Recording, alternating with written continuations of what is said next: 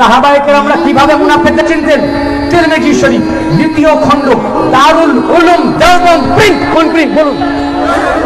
দারুল Uloom Deoband print তিরমিজি শরীফ আমার টেবিলে মজুদ আছে।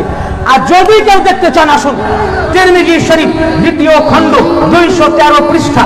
আবু সাঈদ খুদরী রাদিয়াল্লাহু রিওয়ায়াত করছেন, ইন্না কুন্না নাহনু মা'শারাল আনসারি লিতুকজাহিম আলী ইবনে আবি তালিব।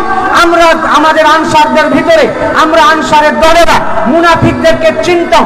আমরা আনসারের দলেরা সাহাবীদের ভিতরে মুনাফিককে চিনতাম আলীর প্রতি দুশমনী দেখে।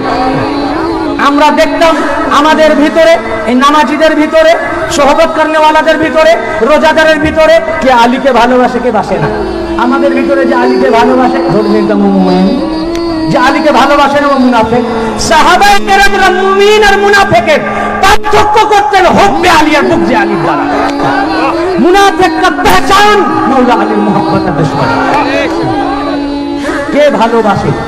এটা কি মেদিনীপুর দরবারের কথা, খাজা বাবার দরবারের কথা? হ্যাঁ, মেদিনীপুর দরবার, খাজা বাবা, হুজুর গওস পাক এই আকীদার উপরে চলেন যেটা রাসূলুল্লাহ দিয়ে গেছেন,